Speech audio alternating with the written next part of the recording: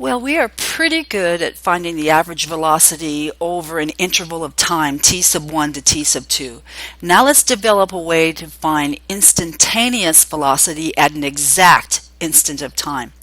To allow us to find velocity at an exact instant of time, t equal a, consider the first time t sub 1 equals a and the second time t sub 2 equals a plus h. And h will equal the amount of time that has elapsed from t sub 1 to t sub 2. Then, using the formula that we're familiar with, the average velocity is equal to the difference between the y values over the difference between the t values. But the y values are given as a function of time. So this average velocity is equal to f of t sub 2 minus f of t sub 1 over the difference between the times.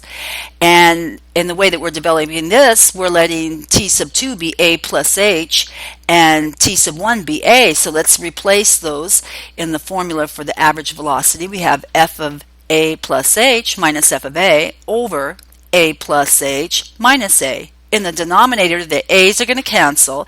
So our final expression for the average velocity is f of a plus h minus f of a over h, where once again a is your initial time and it's actually the final time is a plus h, where h is the amount of time that has elapsed between the two.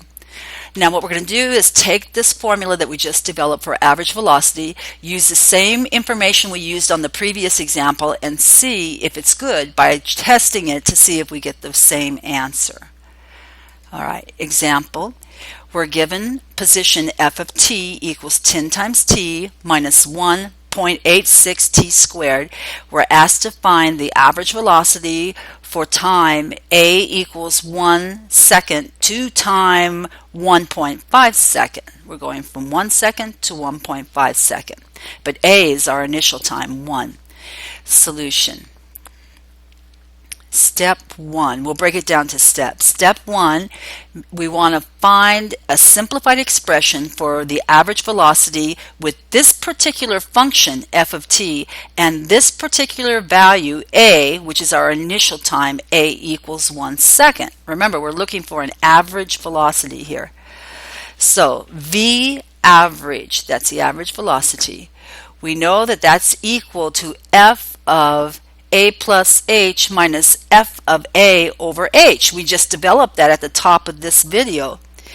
Now we're going to replace f with the given function, which was 10t minus 1.86 t squared. So that's going to give us bracket 10 times a plus h minus 1.86 parenthesis a plus h squared minus 10 times a minus 1.86 times a squared all over h.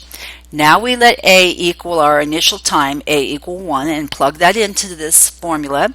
We get 10 parenthesis 1 plus h minus 1.86 times 1 plus h squared minus 10 minus 1.8 all over h. Now let's FOIL that 1 plus h squared to get 10 plus 10h minus 1.86 times 1 plus 2h plus h squared minus the second bracket, which simplifies to 8.14, and we still have all of this over h. Now just get rid of the parentheses, get rid of the brackets, combine like terms. That 8.14 in the numerator cancels with a negative 8.14, and we're able to actually factor out a factor of h in the numerator on top, and we'll have h times parentheses 6.28 minus 1.86h all over h. The common factor h cancels, and our final simplified version of this average velocity is 6.28 minus 1.86 times h. Step 2. Now we are going to substitute h for this particular problem. It's t sub 2 minus t sub 1. That's our step 2. Remember step 1? Let's go back up and put a box around step 1 so you'll be able to mimic this idea. Okay, back down to step 2. h in this case is the final time minus the initial time, so it's 1.5 minus 1 equals 0.5. So clearly the average velocity with the formula we developed in step 1 is just 6.28 minus 1.86 times h, which is 0.5. And that simplifies to 5.35, which is precisely the answer that we got when we did it with the old formula. So it's a good formula for average velocity.